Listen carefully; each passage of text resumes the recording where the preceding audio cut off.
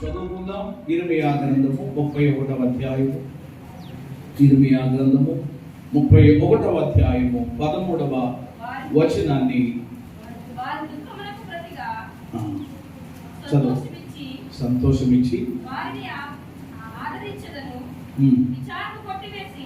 విచారమును కొట్టివేసి నేను వారికి ఆనందము కలుగజేతును గనుక కన్యకలను యవనులను వృద్ధులను కూడి నాట్యమందు సంతోషించెదరు.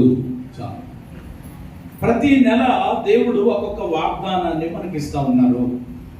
వాగ్దానము చేసినటువంటి దేవుడు, అమ్మ మాట్లాడండి, అమ్మ దగ్గర మనుషులు ఒకవేళ ఏమంటే ఇచ్చిన యొక్క మాటను నెరవేర్చలేరేమో. కొన్నిసార్లు మనుషులు మాట తప్పవచ్చు, కానీ మనం ఆరాధించే దేవుడు ఎవరండి? ఆయన మాట తప్పని వాడు. ఆకాశము భూమి గతించిన నా మాటలు వాక్యంలో రాయబడ్డాయి.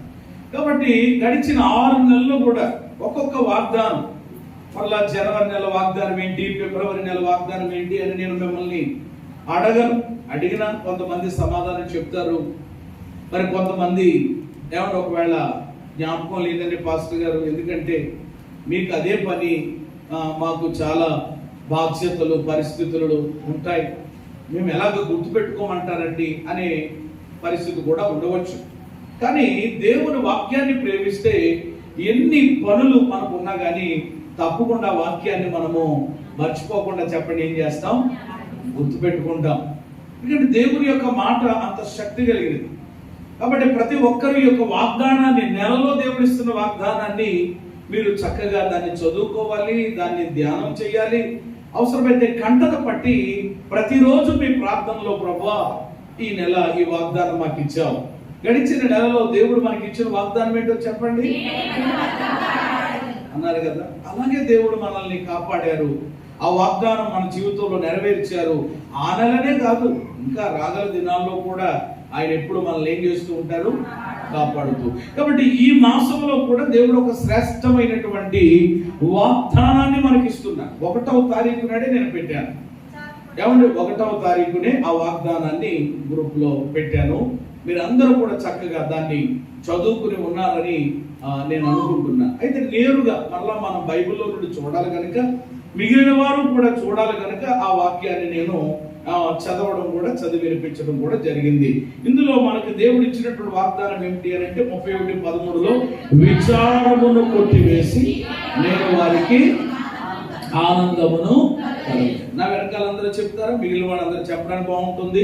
విచారమును కొట్టివేసి నేను వారికి ఆనందము కలుగచేతును.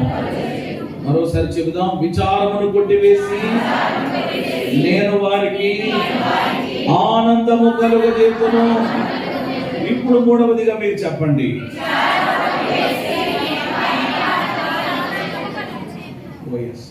చాలా సంతోషం. ఇది దేవుడు ఏమంటే ఇశ్రాయేలీయులకి ఇచ్చినటువంటి వాగ్దానం.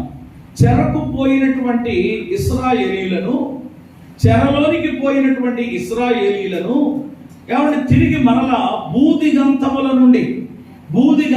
నుండి తిరిగి సమకూరుస్తానని ఇర్మియా ప్రవక్త ద్వారా దేవుడు ఇశ్రాయేలీయుల ప్రజలకు తెలియజేస్తున్నటువంటి వాగ్దానమే ఈ జూలై మాసములో, 7వ మాసములో దేవుడు మనకు ఇచ్చిన వాగ్దానం. దేవునికి స్తోత్రం కలిగినగా. ఆమేన్, హల్లెలూయా. కొంతమంది అంటారు అది ఇశ్రాయేలీయులకి కదండి పాస్టర్ గారు, ఏమండి మనకెలాగా అని అనేవాళ్ళు కూడా ఉన్నారు చాలా మంది. అంటే అంత జ్ఞానం కలిగిన వాళ్ళు అనమాట. అయితే నేను ఏమంటాను అని అంటే, ఇశ్రాయేలీయులు ఎవరు? దేవుని జనాంగం, దేవుని ప్రజలు. మరి మనం ఎవరమి? నూతన నిబంధన ఇశ్రాయేలీయులు. హల్లెలూయా. వాళ్ళెవరు? పాత నిబంధన ఇశ్రాయేలీయులు. అయితే మనం ఎవరని చెప్పండి? నూతన నిబంధన ఇశ్రాయేలు. ప్రియులు, వాళ్ళకైతే ఏమంటే ఒక మేకనో, ఒక కోడెనో, ఒక ఎద్దునో చెప్పండి ఏం చేయడం జరిగిందనమాట, వాళ్ళ పాప విమోచన కొరకు.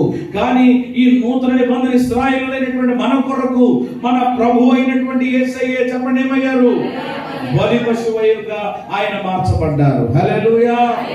అలా లెక్కలు వేసుకుంటే నిజంగా దేవుడు వారికంటే మనకిచ్చినటువంటి ఆధిక్యతలే చాలా గొప్పవి, చాలా శ్రేష్టమైనవి. కాబట్టి అది బైబిల్లో ఎవరితో దేవుడు మాట్లాడారనేటువంటిది కాదు, వాక్యము చదువుతున్నప్పుడు ఈ మనసు మనము కలిగి ఉండాలి.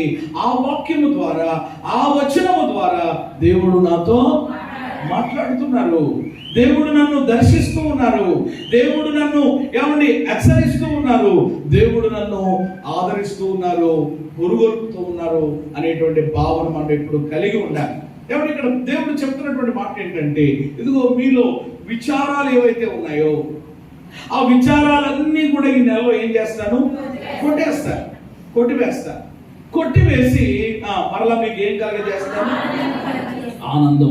ఎందుకంటే మనం ఆరాధించేటువంటి దేవుడు మనం ఆరాధించే దేవుడు ఎవరు అనంటే ఆయన ప్రజలమైనటువంటి మనకు ఆనందమును కలుగు చేసే దేవుడు. హల్లెలూయా.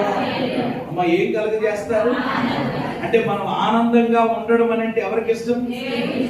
ఉదాహరణగా చెప్పనివ్వండి, మన పిల్లలు ఆనందంగా ఉంటే చెప్పండి మనకేంటి, తల్లిదండ్రులుగా మనకేంటి, వాళ్ళు ఏడుస్తూ ఉంటుంటే ఏమండి వాళ్ళు మరి ఇబ్బంది పడుతూ ఉంటుంటే, వాళ్ళు ఏమండి సమస్యలు గుండా వెళ్తూ ఉంటుంటే ఏ తల్లికైనా ఏ తండ్రికైనా చెప్పండి అది ఆనందంగా ఉంటుందా?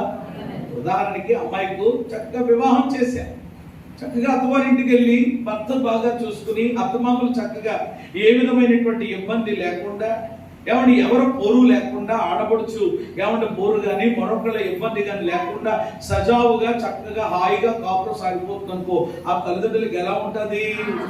భలే సంతోషంగా ఉంటారు. అదే కానీ ఇప్పుడు నేను చెప్పినవి కాకుండా వేరే ప్రతికూలంగా ఆ పరిస్థితులు ఉంటే ఖచ్చితంగా తల్లిదండ్రులకి ఏముంటదమ్మా? బాధ ఉంటుంది కదా. మరలా మాకు వచ్చి చెప్తారు కదా, పాస్టర్ గారు ప్రార్థన చేయండి, ఇదిగోండి వాళ్ళ అత్తగారు ఇలాగండి, లేకపోతే వాళ్ళ మావుగారు ఇలాగండి, లేకపోతే వాళ్ళ ఏమండి బావుగారు ఇలాగండి, వాళ్ళ మరిది గారు ఇలాగండి, వాళ్ళు ఎలాగండి, వీళ్ళు ఎలాగండి అనేటువంటి పరిస్థితి. కాబట్టి ఇలా ఎవరి విషయంలోనైనా ఏమంటే ఎదిగినటువంటి బిడ్డ, ఒక అయ్య చేతిలో పెట్టినటువంటి బిడ్డ విషయంలోనైనా, లేక ఇప్పుడిప్పుడు ఎదుగుతున్నటువంటి బిడ్డ అయినా ఏమంటే మన పిల్లలు వాళ్ళు ఎలాంటి వయసులో ఎలాంటి పరిస్థితుల్లో ఉన్నా వాళ్ళ ఆనందమే తల్లిదండ్రులుగా మన ఆనందం. దేవునికి స్తోత్రం చెప్పండి. మరి అలాగే ఏమంటే మన పరలోకపు తండ్రి కూడా, మన పరలోకపు తండ్రిగా ఆయన బిడ్డలమైనటువంటి మనము చెప్పండి ఎలా ఉండాలి అని కోరుకుంటున్నారు అని అంటే ఆనందంగానే ఉండాలి. ఏమంటే మనము సంతోషంగా ఉండాలని ప్రభు ఆశపడతారు. కాబట్టి అందుకని ఇక్కడ అంటున్నటువంటి మాట అన్నమాట, అవన్నీ కొట్టివేసి నేను మీకు ఏం కలుగజేస్తాను? ఆనందము కలుగు చేస్తాను. ఏం కలుగు చేస్తాను? మనం ఆరాధించే దేవుడు ఏం కలుగు చేసే దేవుడు? ఏమి ఇచ్చేటువంటి దేవుడు? చదువుతారా మాట? ప్రసంగి గ్రంథం ప్రియమైన దేవుని బిడ్డలారా చూడండి, అశ్రేష్టమైనటువంటి మాట ఏ విధముగా రాయబడదు అంటే దేవుడిచ్చేటువంటి శ్రేష్టమైనటువంటి ఈవులలో, దేవుడిచ్చేటువంటి శ్రేష్టమైనటువంటి కొన్ని సంపదలలో అది ఒకటనమాట. ప్రసంగి గ్రంథం నేను చదువుతున్నాను చూడండి మాట. దేవుని యొక్క వాక్యములో, పరిశుద్ధ యొక్క గ్రంథంలో నుండి ఈ మాట నేను మీకు జ్ఞాపకం చేస్తాను. మనం ఆరాధించే దేవుడు ఎలాంటి దేవుడు, ఆయన ఏమిచ్చేటువంటి దేవుడో ఈ మంచి మాట 2వ అధ్యాయం, ప్రసంగి గ్రంథము 2వ అధ్యాయం, అందులో 26వ వాక్యం. 26వ వాక్యాలైనగా దైవ దృష్టికి మంచివాడుగా ఉండు వానికి దేవుడు జ్ఞానమును, తెలివిని, ఆనందమును అనుగ్రహించును. ఆఖరి మాట ఏమనుగ్రహించును అంటే దేవుడు ఇచ్చేటువంటి ఈవులలో ఒక ఈవెంట్ అనమాట. మాట్లాడలేదు కొంతమంది, అదే ప్రార్థనకు వచ్చిన తర్వాత కూడా తప్పేళ్ల ముఖం వేసుకుని, ఏమండి పెడత ముఖం వేసుకుని, ఏమంటే కొంతమంది అలాగే ఏదో ఏమండి ప్రియమైన దేవుడు పెట్టారు. బస్ స్టాండ్ లో బ్యాగ్ పోయిన వాళ్ళు చూసారు మీరు ఎప్పుడైనా? బస్ స్టాండ్ లో బ్యాగ్ పోతే ఎలా ఉంటుంది పరిస్థితి? ఓ నా బ్యాగ్ పోయింది, నేను చాలా ఎలా ఉన్నాను అంటారా? ఆ ముఖమే అర్థమైపోతుంది. ఏంటండి బాబు అలా ఉన్నారనంటే ఏం చెప్తారండి బాబు, ఎవరు కొట్టేశాడండి అని. ఎవరు పోగొట్టుకున్న వాళ్ళు ఎలా ఉంటారు? మాట్లాడట్లేదు ఎవరు. మరి ఈరోజు మీరు పోగొట్టుకున్న వాళ్ళ, ఏమండి పోగొట్టుకున్నవన్నీ తిరిగి దేవుని యొద్ద నుండి పొందుకున్న వాళ్ళ, లేక మనం ఆరాధించేటువంటి దేవుడు ఎలాంటి వాడు అని అంటే పోగొట్టుకున్నవన్నీ మనకు తిరిగి ఇస్తాడు. కాబట్టి ఏదో పోయినట్లుగా, ఏదో ఇదైపోయినట్లుగా, ఎవరి ప్రపంచంలో లేని బాధలు, ప్రపంచంలో లేని కష్టాలన్నీ ఎవరి దేవుడు కట్టగట్టి, ఎవడు మూట కట్టి నా నెత్తి మీద పెట్టాడు అన్నట్లుగా ఎందుకు మనం ఫీల్ అయిపోవాలి? దేవుని యొక్క సన్నిధిలో దేవుని పిల్లలు ఎప్పుడు ఎలా ఉండాలి? పౌలు అందుకనే ఫిలిప్పీ సంఘానికి రాస్తూ ఎల్లప్పుడూ ప్రభువునందు మరలా చెప్తున్నాను, ఏం చేయండి? ఆనందించండి. చేతులు ఎత్తి స్తోత్రం చెప్పండి. ఆనందం ఆనందం యేసయ్యలోనే ఆనందం. చెబుదామా? ఆనందం ఆనందం యేసయ్యలోనే ఆనందం. కష్టాలలో కన్నీళ్ళలో పడాలి, కష్టాలలో ఆనందం, కన్నీళ్ళలో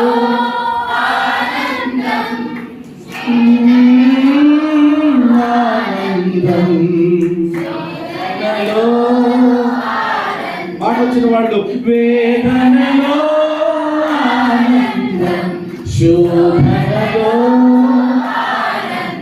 ఆనందం ఆనందం యేసయ్యలోనే. దేవునికి మహిమ కలుగును గాక. నిజమైన ఆనందం ఎక్కడుంది? సంపూర్ణ సంతోషం ఎక్కడుంది? వెంటనే మనకు ఎవరు గుర్తుకొచ్చారు ఈ పాట పాడుతున్నప్పుడు? యేసయ్య. యేసయ్య అలాగే జ్ఞాపకం. ఆ పాట కట్టడం గుర్తు చేసుకోవాలి కదా.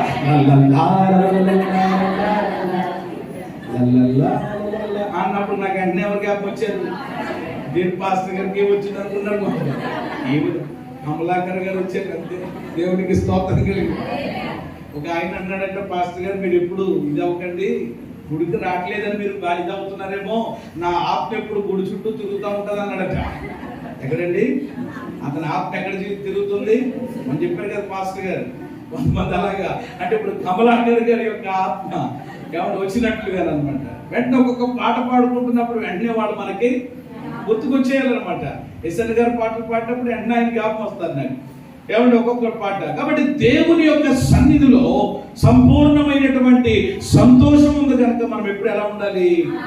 ఆనందంగా ఉండాలి, సంతోషంగా ఉండాలి. వాక్యమును కూడా ఏమంటే ఆనందిస్తూ దేవుని వాక్యాన్ని వినాలి. ఆనందం ఏదో పోగొట్టుకున్నట్లుగా, ఏదో ఇదైనట్లుగా కాదు. ఉంటే ఉండొచ్చు, లేవని నేను చెప్పడం లేదు. అసలు ఈ నెల వాగ్దానమే అది. ఏమిటది? విచారాలన్నీ కొట్టివేసి నేను ఏం కలుగజేస్తాను. వాక్యంలోకి వచ్చేస్తున్నాను, జాగ్రత్తగా మీరు గమనించి. అసలు విచారం అంటే ఏంటి? విచారము అనే మాటకు అర్థం ఏంటి అంటే, ఇక్కడ విచారాలు ఏమంటే లేని వాళ్ళు, ఏమంటే విచారం అనేటువంటిది మా బ్రతుకుల్లో లేదు అనేటువంటి వాళ్ళు ఎవరు ఉండరు నాకు తెలిసి. ఏదో ఒకటి ఉండొచ్చు. కుటుంబం అన్న తర్వాత, ఏమంటే జీవితం అన్న తర్వాత పరిస్థితులు మన జీవితంలో కొన్నిసార్లు అటు ఇటు ఉంటాయి. కాబట్టి తప్పకుండా విచారాలు అనేటువంటివి ఉంటాయి, లేవని కాదు. అయితే ఈ రోజు ప్రభు చెప్తున్నటువంటి మాట, ఈ నెల ప్రభు చెప్తున్నటువంటి మాట, అవేమైనా ఉన్నా కానీ వాటన్ని నేనేం చేస్తానన్నమాట? కొట్టేస్తాను. హల్లెలూయా. మాఫీ చేసేస్తాను, లేకుండా చేసేస్తానంటున్నారు ప్రభు. అసలు విచారం అనే మాటకు అర్థం ఏంటి అని అంటే, విచారం అనేటువంటి మాటకి చాలా అర్థాలు ఉంటాయి పర్యాయ పదాలుగా. దుఃఖము, బాధ, నిట్టూర్పు, చింత, ఇలాగనమాట. అంటే ఒక మాటకి చాలా అర్థాలు వస్తాయి కదా. అలా విచారము అంటే దుఃఖం, విచారము అంటే బాధ, విచారము అంటే నిట్టూర్పు, వేదన, అలాగే విచారము అంటే చింత. చింత కూడా దేనితో సమానం అన్నమాట. అంటే మీరు చింతిస్తున్నారు అని అంటే ఏం కలిగి ఉన్నారు? విచారం. అంటే విచారానికి ఉన్నటువంటి పర్యాయ పదాలు. అయితే నేను అంటాను, ఈరోజు ఎవరు మీ యొక్క బ్రతుకులో, మీ యొక్క జీవితంలో ఈ 6 మాసాలు వీటి గుండా వెళ్ళారా? ఈ 6 నెలలు ఒకవేళ దుఃఖము అనేటువంటిది, బాధ అనేటువంటిది, నిట్టూర్పు అనేటువంటిది, చింత అనేటువంటి దాన్ని మీరు కలిగి ఉన్నారా? ఈ 6 మాసాలు ఆ విధంగా ప్రయాణం చేస్తూ వచ్చారా? ఇదిగో ఈ 7వ నెలలో ప్రభు చెప్తున్నటువంటి మాట, మీరు ఈ యొక్క 6 మాసాలు వీటి గుండా మీరు ప్రయాణం చేశారేమో. ఈ రోజు నేను చెప్తున్నటువంటి మాట, ఈ 7వ నెలలో 7వ దినము చెప్తున్నటువంటి మాట ఏంటంటే, మీలో ఉన్నటువంటి విచారానికి సంబంధించినటువంటి దుఃఖమే గాని, బాధే గాని, నిట్టూర్పే గాని, చింతే గాని, అవన్నీ నేనేం చేస్తానంటున్నాడు ప్రభువు, కొట్టేస్తాను, లేకుండా చేస్తాను. దానితో పాటు మీకు ఏమి ఇస్తాను? చేతులెత్తి స్తోత్రం. హల్లెలూయా. ఈ వాగ్దానం దేవుడు చేస్తున్నారు. ఆయన నమ్మదగిన వాడు. తప్పకుండా ఎవరు లేకుండా లేరండి. చాలాసార్లు చెప్తా ఉంటారు, అయ్యా ఈ విషయంలో మేము చాలా విచారం కలిగి ఉన్నాం, ఈ విషయంలో చాలా బాధ కలిగి ఉన్నామండి. నా విచారం ఏమీ కాదండి. ఓ తల్లి అంటుంది, ఆడు గురించేనండి అంటుంది. ఎవరి గురించేనంట? వాడి గురించి. ఎవడు వాడు? వాళ్ళ కుమారుడు. ఎవరి ప్రేముడు చాలా భయంకరంగా ఎవరి లోకంలో తిరుగుతున్నాడండి. ఏ సమయానికి వస్తున్నాడో టైం లేదు రావడం. ఎవరెవరితో తిరుగుతున్నాడండి. ఎవరి పరిస్థితులు రోజులు చాలా భయంకరంగా ఉన్నాయి. ఎవరి ఏమైపోతాడో అని చెప్పిన బాధ అండి. వాడి గురించేనండి నా వేదనంతా, వాడి గురించేనండి నా యొక్క చింత. చూసారా తల్లి యొక్క వేదన. ఒక సహోదరి అంటది, అదేనండి నా భర్త గురించేనండి నా బాధ అంతా. ఏమంటే తాగి ఏమంటే తన యొక్క అవయవాలు ఏమంటే ఆ చెడిపోయి, ఈరోజు మనం ఏమంటే చూస్తున్నాం ఎంతో మంది వయసులో ఉన్నటువంటి వాళ్ళండి, మంచి ఏమంటే వయసులో ఉన్నటువంటి వాళ్ళు ఏమంటే కిడ్నీలు చెడిపోయి, కిడ్నీలు పాడైపోయి, లివర్లు పాడైపోయి, ఏమండి అకాల మరణాలు చెందుతూ ఉండడం మనం ఈరోజు ప్రపంచంలో సమాజంలో చూస్తున్నాం. ఈరోజు ఆ సహోదరి అంటది, నా విచారం ఏమీ కాదండి పాస్టర్ గారు, నా బాధ ఏమీ కాదండి. చెప్పండి, నా భర్త ఏమవ్వాలి? అలాంటి వాళ్ళు ఎవరు ఇక్కడ లేరా? లేకపోతే దేవునికి స్తోత్రం. దానికి లేదు దీనికి లేదు అని అంటే మీరు ఎక్కడున్నారు అని నాకు అర్థం కావట్లేదు. అయితే ఇంకా ప్రేయర్ రిక్వెస్ట్ ఇవ్వక్కర్లొద్దనమాట, దాని గురించి నేను మీకు చేయక్కర్లొద్దనమాట. ఉన్నారు ప్రియమైన దేవుని బిడ్డలారా, ఉన్నారు. ఏమండి ఇలా ఒకటనే కాదు, అది ఒకే విధానం అనే కదా, రకరకాలుగా. ఆ మధ్య ఒక చోట ప్రార్థన చేయడానికి వెళితే వాళ్ళు చెప్తున్నటువంటిది ఏంటంటే, ఈ మధ్య మా వాళ్ళ ఆయన అంటండి, ఇదేదో ఈ మధ్య వచ్చిందంట కదా ఒక ఆట. ఏ ఆట? నాకు ఈ ఆట గురించి తెలియదు నాకు సరిగ్గా. అంటే మామూలుగా ఆడుకునేది కాదు, క్రికెట్టో లేకపోతే రకరకాల, అది కాదు. ఏమంటే ఎందులో ఆడే ఆట అంటది, ఇందులో ఏమంటే రమ్మీయే ఏదో అని అంటండి. రమ్మీ ఏం చేస్తా ఉంటుంది అటండి, రమ్మంటా ఉంటుంది అటండి. రమ్మంటాం 10,000 రూపాయలు కనుక పెడితే ఎంత అవుతుందటది? మళ్ళా దానికి 20,000 పెడితే ఎంత అవుతుందట? 40,000 పెడితే 1,00,000 రూపాయలు వస్తుందట. 1,00,000 రూపాయలు పెడితే ఒకేసారి మొత్తం అలా ఉంటుందట. అది అందులో పడిపోయాడండి, టైం ఉంటే చాలు. ఆఖరికి మధ్య ప్రార్థనకి కూడా రావట్లేదు, ఆరాధనకి. మరి ఏం చేస్తున్నాడనంటే బిజీగా ఉంటాడు. ఒక మంచి స్థితికి వెళ్ళిపోయాడండి, ఒక మంచి పరిస్థితికి వెళ్ళిపోయాడు, ఒక రేంజ్కి వెళ్ళిపోయాడు అనమాట వ్యాపార పరంగా. ఈరోజు ప్రియమైన దేవుని బిడ్డలారా, దిగసారిపోయాడు. మరొక సహోదరుడు అదే పరిస్థితి. ఏమంటే చాలా మంచి విధానాలు, పరిస్థితులని బాగుంది. ఈ రోజు ఆ అబ్బాయి ఎలాంటి పరిస్థితికి వెళ్ళిపోయాడంటే, వాళ్ళ తల్లిదండ్రులు సంపాదించినటువంటి పెద్ద పొలం ఉందన్నమాట. 1 ఎకరమో ఎంతో ఉంటుంది అనమాట అండి. అందులో ఇంకా ఈ అప్పులు ఇప్పటికే మరి కొన్ని తీర్చి ఇంకా మిగిలినటువంటి అప్పులు తీర్చడానికి ఇప్పుడు ఏం చేస్తున్నాడు అని అంటే, ఏమంటే ఇదిగో మా స్థలము, ఇందులో ఒక 6 సెంట్లు నేను అమ్మబోతున్నాను, ఎవరికైనా కావాలంటే తీసుకోండి అని బోర్డు పెట్టాడు. అంటే వాళ్ళ తల్లిదండ్రుల యొక్క కష్టార్జితాన్ని మరలా దాన్ని ఇంకా డెవలప్ చేయడం మాత్రం కాకుండా దాన్ని ఏం చేశారన్నమాట, అమ్మేసి ఏం చేయడానికి ఇప్పుడు వీడు ఆడినటువంటి ఆటలకి, ఏమండి చేసినటువంటి పనులకి ఆ అప్పులు తెచ్చడానికి, ఏమండి ఉన్న స్థలాన్ని లేక ఉన్న పొలాన్ని అమ్ముకునే పరిస్థితి. ఇప్పుడు ఇలాగా ఒక్కొక్క ఏమండి పరిస్థితులను బట్టి ఈరోజు కుటుంబాలలో ఏమంటే కొందరు కొన్ని బంధకాలలోనికి వెళ్ళిపోయి, కొన్ని బలహీనతల్లోనికి వెళ్ళిపోయి, వాటిలోంచి వాళ్ళు బయటికి రాలేని పరిస్థితులలో ఆ ఇంటి ఇల్లాలు లేక ఆ ఇంటి ఏమంటే ప్రియమైన దేవుని బిడ్డల యజమానురాలు లేక తల్లి అయినా లేక భార్య అయినా చెల్లైనా అన్న అయినా ఎవరైనా మిగిలిన వారి విషయంలో చెప్పండి ఏమి కలిగి ఉంటారు? విచారం కలిగి ఉంటున్నారు, చింత కలిగి ఉంటున్నారు. ఎప్పుడు వాళ్ళకి దేవుడు ఆ విడుదలని ఇస్తారు, ఎప్పుడు వాళ్ళని బయటికి తీసుకొచ్చి ఎవరో ఒక చక్కగా ఆధ్యాత్మికంగాను భౌతికంగాను ఎప్పుడు మేము దీవెనకరంగా ఉంటామనేటువంటి ఆశతో ఏమంటే ఎదురు చూసేటువంటి బిడ్డలు లేకుండా లేరు. కాబట్టి విచారాలకి చాలా కారణాలు ఉన్నాయి మనం మామూలుగా ఆలోచన చేస్తే జనరల్గా. కానీ దేవుని వాక్యంలో నుండి కొన్ని తలంపులు చాలా త్వరగా మనకు ఉన్నటువంటి సమయాన్ని బట్టి మరలా ప్రభు వలలోనికి వెళ్ళాలి కనుక నేను విస్తరించి చెప్పకుండా ఎక్కువగా వివరించకుండా మనకు తెలిసిన మాటలే కనుక టక్టగా చూపించేసి ముందుకు వెళ్తాను. పరిశుద్ధ గ్రంథములో నుండి కొందరు యొక్క వ్యక్తుల యొక్క జీవితాలను మనం చూద్దాం. వారు కొన్ని విచారాలు కలిగి ఉన్నారు. వారి విచారాలకు కారణాలు ఏంటి? రీజన్స్ ఉంటాయి కదా. ఒకడు విచారిస్తున్నాడు, ఒకడు చింతపడుతున్నాడు అని అంటే ఊరకనే ఉండడు కదా, ఏదో ఉంటుంది మొత్తం మీద. ఏముందంటే రేపు ఫీజు కట్టాలి, ఏముందంటే ఇంకొకటి పిల్లకి పెళ్లి చేయాలి, ఏదో ఉంటుంది. అలాగున బైబిల్లో కూడా కొందరు కలిగి ఉన్నారు. వాళ్ళ విచారాలకు ఏంటి కారణాలు, అలాగే దేవుడు వారి పట్ల చేసినటువంటి కార్యాలు కూడా ఏంటో మనం జ్ఞాపకం చేసుకుందాం. విచారాలకి కారణాలు ఉన్నాయి, అలాగే దేవుడు వారి పట్ల చేసినటువంటి కార్యాలు ఉన్నాయి. దేవునికి మహిమ కలుగును గాక. టకటక చూపిస్తాను, మీరు ఎవరు తెలిసిన విషయాలే కనుక నాతో రావడానికి ప్రయత్నం చేయండి. సమూయేలు మొదటి గ్రంథం 1వ అధ్యాయం 10వ వచనంలో ఒక ఆమె మనకు కనబడతారు.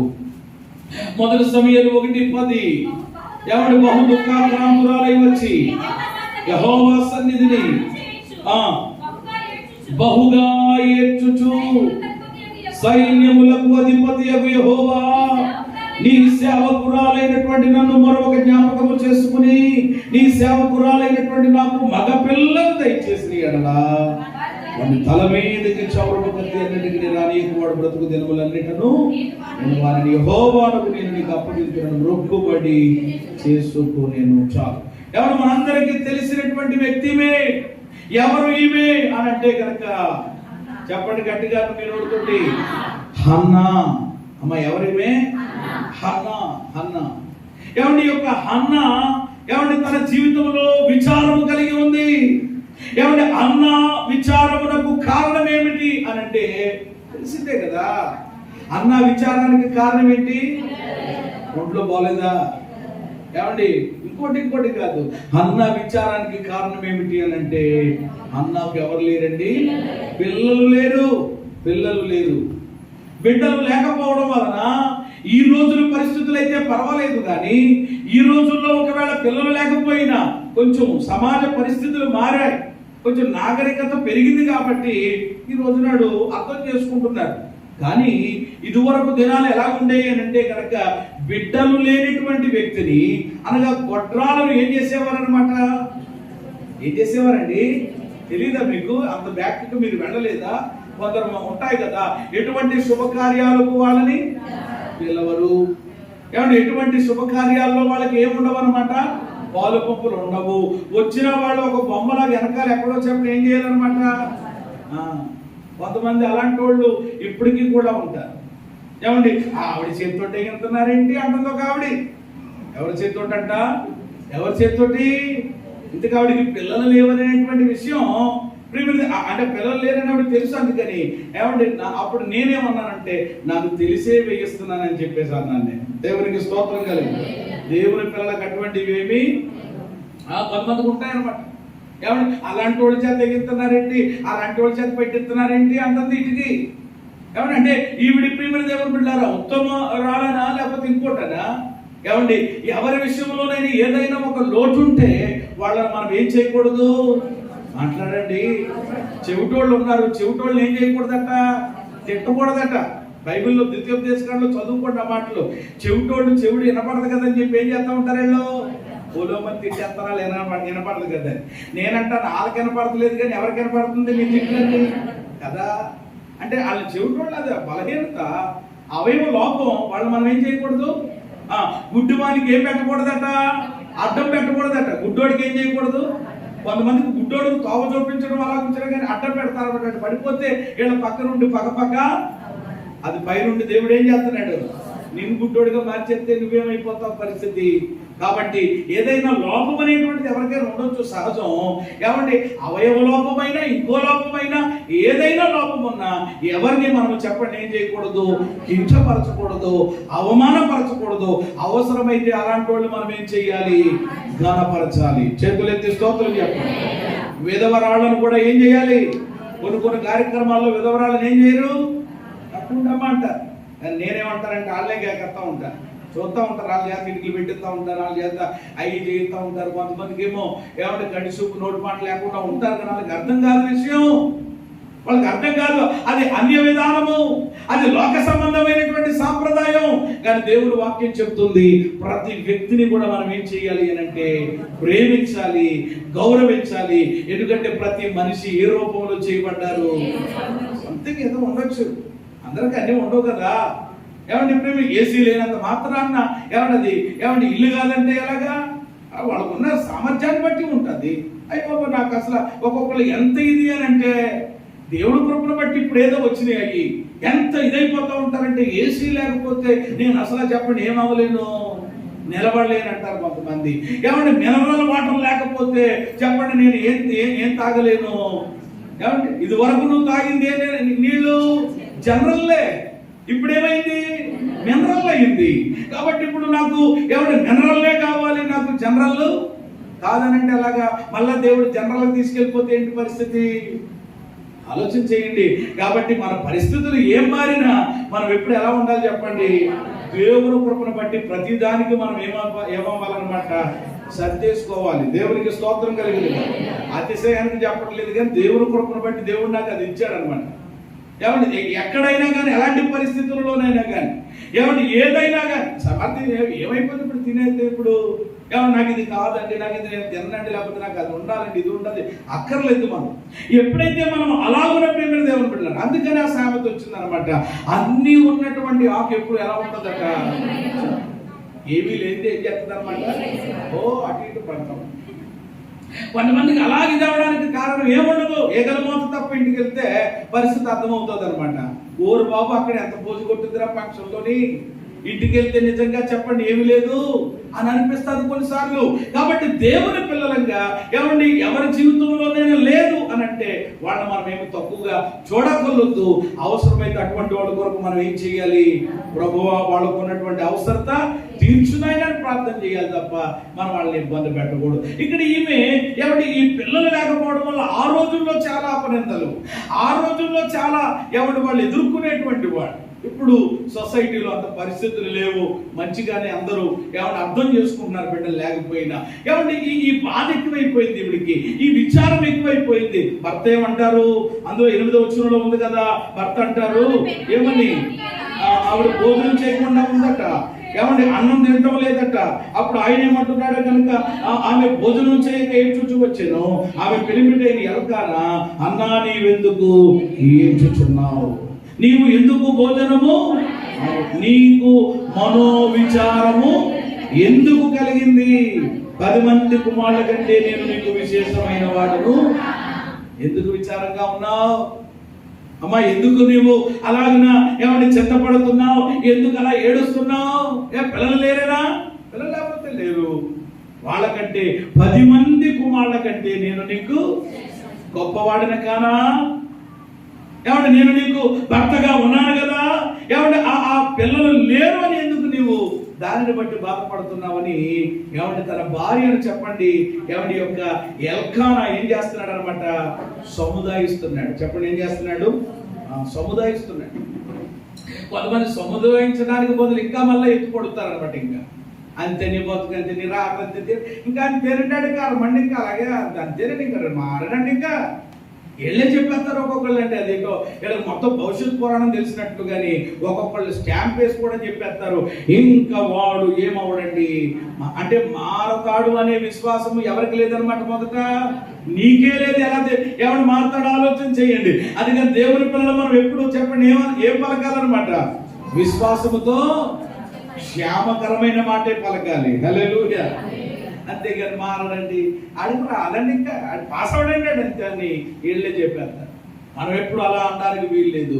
మనం ఎప్పుడు క్షేమమును గురించే ఏమంటే శుభముల గురించి దేవుని పిల్ల మాట్లాడాలి. కాబట్టి నెంబర్ 1 మొట్టమొదటి మాట ఏమిటి అని అంటే హన్నా విచారం కలిగి ఉంది. అన్నా విచారానికి కారణం ఏంటి? పిల్లలు లేరు. ఏమంటే పిల్లలు లేరు అని ఆమె చాలా బాధపడుతుంది. అది నిందగా ఉండిపోయింది ఆమె జీవితంలో. దేవుని సన్నిధికి వెళ్ళింది, తన హృదయాన్ని కుమ్మరించుకుంది, దేవుని సన్నిధిలో ప్రార్థించింది. తర్వాత మనందరికీ తెలుసు దేవుడు ఆమె విచారాన్ని ఏం చేశాడు చెప్పండి? కొట్టి వేశాడు. ఆమెకి ఏం కలగజేశాడు? 2వ అధ్యాయం 1వ వచనంలో ఏమంటే పలికిన ఒకే ఒక్క మాట, మరియు అన్నా విజ్ఞాపన చేసేలాగను నా హృదయము యెహోవా యందు సంతోషించుచున్నది, యెహోవా యందు నాకు మహా బలము కలిగెను, నీ వలన రక్షణను బట్టి సంతోషం. ఇప్పుడు చూసారా, ఈ వాగ్దానం ఏమి జీవితంలో నెరవేరిందా లేదా? విచారాన్ని కొట్టేశాడా లేదా? ఆనందాన్ని కలగజేశాడా లేదా? ఆనందానికి కారణం ఏంటి చెప్పండి? ఏమండి, అన్న ఆనందానికి కారణం ఏంటి? సమూయేలు పుట్టడమే. దేవునికి స్తోత్రం కలిగినగా. అంటే ఉన్న లోటు కాస్త దేవుడు ఆమె బ్రతుకులో మొదటి మాట అన్న. రెండవది ఏమంటే పాత నిబంధనలు ఇద్దరు చూపిస్తారు టయాన్ని బట్టి. చాలా మంది ఉన్నారు కానీ పాత నిబంధనలు ఇద్దరిని, కొత్త నిబంధనలు ఇద్దరిని చూపిస్తాను. ఏమంటే యోనా గ్రంథం 4వ అధ్యాయం. యోనా గ్రంథం 4వ అధ్యాయం మొదటి వచనాన్ని చదవండి. బైబిల్ ఉన్నవారు చక్కగా మీరు దేవుని వాక్యాన్ని చూడాలి. ఏమంటే చదవగలిగేటువంటి కృప దేవుడు ఇస్తే చదవాలి. చదవకపోయినా కానీ బైబిల్లో ఉందా లేదని చూడాలి. అమ్మా, యోనా దీనిని చూచి బహు చింతాక్రాంతుడై యెహోవా నేను నా దేశమందుండగా అనుకుంటిని కదా. ఏమంటే ఆ తర్వాత మాట మనందరికీ తెలిసినటువంటివి. ఏమంటే హన్నాను చూసాం. రెండవది యోనా. ఏమంటే ఇక్కడ యోనా విచారాన్ని మనం చూస్తున్నాం. చింతాక్రాంతుడై అనే మాట. చింత అనగా ఏమంటే దేనికి సాదృశ్యంగా ఉన్నది? విచారానికే కదా. విచారం అన్న చింతన్న ఒకటే చెప్పారు మొదట. కాబట్టి వినాలి జాగ్రత్తగా నా మాటలు. ఎవరు ఇప్పుడు ఇక్కడ యోనా ఏమంటే విచారముతో ఉన్నాడు. యోనా విచారానికి కారణం ఏంటి? యోనా విచారానికి కారణం ఏంటి? అన్నా విచారానికి ఏమో పిల్లలు లేరని.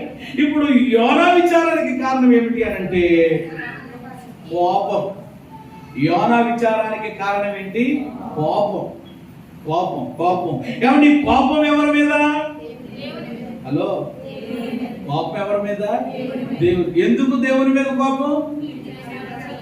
అది కొన్నిసార్లు కొందరికి కోపం వస్తుంది. మా మీద కూడా కొంతమందికి ఎక్కడ దాకా ఉంటుంది అనమాట, ఇక్కడ దాకా ఉంటుంది అనమాట. ఎవరి మీద? పాస్టర్ గారి మీద కూడా ఏముంటుంది చెప్పండి? కొంతమంది. ఎందుకు అనండి కోపం? ఎవరు నిజంగా ఆలోచించే అలా కోపపడడానికి సరైనటువంటి రీజన్ ఉంటే పర్వాలేదు. ఎవడు కోపపడ్డాము అని అంటే కోపమునకు చెప్పండి ఏముంటుంది అనమాట కారణం. నేను కోపపడ్డానా ఎప్పుడైనా? ఏమండి, పాస్టర్ గారికి కోపం ఉంటుందా? అదో ఎవరు మాట్లాడలేదు. అయ్యో బీపీ ఉంటుందా పోనీ? ఏమండి, దేవుని కృపను బట్టి ఏమండి ఇక్కడ ఉన్నటువంటి మన అందరికీ కూడా కోపము లేని వాళ్ళు ఎవరు కూడా ఎవరైనా ఏమంటే దేవుని కృపను బట్టి నాకు కోపము లేదు అన్నవాళ్ళు ఏమంటే దేవునికి స్తోత్రం చెప్పండి. అమ్మా, మీకు ప్రత్యేకమైనటువంటి అభినందనలు, వందనాలు. ఏమండి, కొంతమందికి కోపం అంట ఎక్కడ ఉంటుంది చెప్పండి? ముక్కు మీద. అంత సీరియస్ గా చూడకమ్మా, నేను దహించబడతారేమో అనిపిస్తుంది. మా కరుణమ్మ, కరుణ అనేటువంటి అర్థంతో వచ్చే పేరు నేను పెట్టాను. బాప్తిసం ఇచ్చినప్పుడు ఆనంద్ పాల్ అని ఆయనకి, అంటే లోక పేరు ఉండకూడదు కదా, బయట పేరు అది కరుణ అని పెట్టాను. ఎంత కరుణో దేవుని కృపను బట్టి. దేవునికి స్తోత్రం కలిగిందిగా. ఈ రోజు ప్రసంగాంశం అంతా నా మీద పడింది. యోనా మీద చీటి పడ్డట్లుగా నా మీద పడిపోయింది ఇలాగని లోపల ఏమిటి ఇది అవుతుంది? ఏమి కాదు. ప్రియమైన దేవుని బిడ్డలారా, ఆలోచించండి జాగ్రత్తగా. దేవుని యొక్క మాటలు విందాం. కోపం ప్రతి ఒక్కరికి ఉంటుంది. కోపం లేని వాళ్ళు ఎవరు కూడా ఉండరు. అయితే కోపానికి చెప్పండి ఏముండాలన్నమాట? కొన్నిసార్లు నేను ఎప్పుడైనా కోపడ్డాను అని అంటే దైవ సేవకుడిగా వేరేగా నేను కాదు, దేవుని యొక్క సన్నిధికి రాలేదని, లేకపోతే వచ్చినా సరిగ్గా క్రమంగా ఉండలేదని వేరే దాన్ని బట్టి తప్ప మరొక రకంగా ఏముండదు అనమాట. అంటే మనము కోపపడినా ఆ కోపానికి చెప్పండి ఏముండాలి? సరైనటువంటి కారణం ఉండాలి. ఏ కారణం ఉండాలి? మళ్ళీ వేరే వేరే కారణం, సరైన కారణం ఉండాలన్నమాట. అయితే ఇప్పుడు యోనా కోపడుతున్నాడు. ఎవరి మీద కోపం? దేవుని మీద. ఎందుకు దేవుని మీద కోపం అని మీరు ఆలోచన చేస్తే, నినేవే ప్రజలు ఇశ్రాయేలీయులకు ఎలాంటి వాళ్ళు అని అంటే బద్ధ శత్రువులు. నినేవే ప్రజలు ఇశ్రాయేలీయులకు ఎలాంటి వారు చెప్పండి? బద్ధ శత్రువులు. అలాంటి బద్ధ శత్రువుల మీద చెప్పండి, దేవుడు ఏం చూపించాడు? కనికరమును చూపించాడు. చెప్పండి, ఏం చూపించాడు?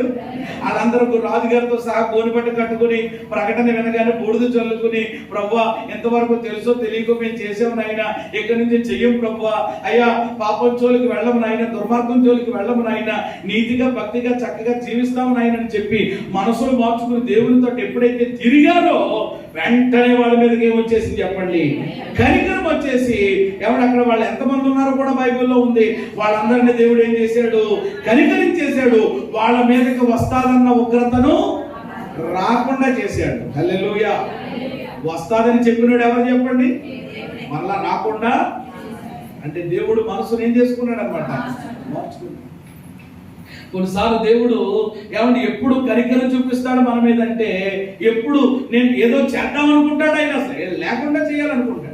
కొన్నిసార్లు అసలు తీసేయాలనుకుంటాడు, కానీ మళ్ళా లేదులే అని అనుకుంటాడు. ఎప్పుడు అని అంటే మనము దేవుని వైపుకు తిరిగినప్పుడు మాత్రమే. అయితే ఇప్పుడు ఈ యొక్క యోనా కోపం అంతా ఏంటంటే, దేవుడు అలాంటి వాళ్ళ మీద కనికరం చూపిస్తున్నాడేంటి అని దేవుని మనస్సుతో యోనా మనసు ఏం చేయట్లేదు అనమాట? ఏకీభవించట్లేదు. ఏం చేయట్లేదండి? దేవుని మనస్సుతో యోనా మనస్సు ఏమవట్లేదు? ఏకీభవించట్లేదు. దేవుని మనసు ఎలాంటి మనసు?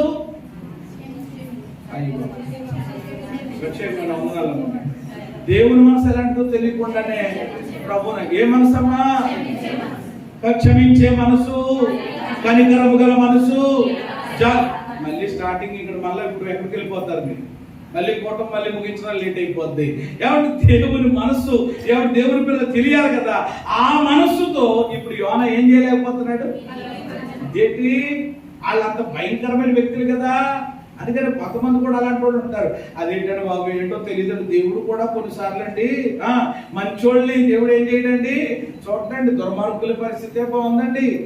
దుర్మార్గులే బాగా జీవిస్తున్నారండి. యథార్థవంతుడికి లోకంలో ఏం దొరకదండి? పదార్థం దొరకదండి. నీతిగా ఉన్నవాడికి లేదండి, రోజులు లేవండి, నౌకలు ఏవో చెప్తా ఉంటారు.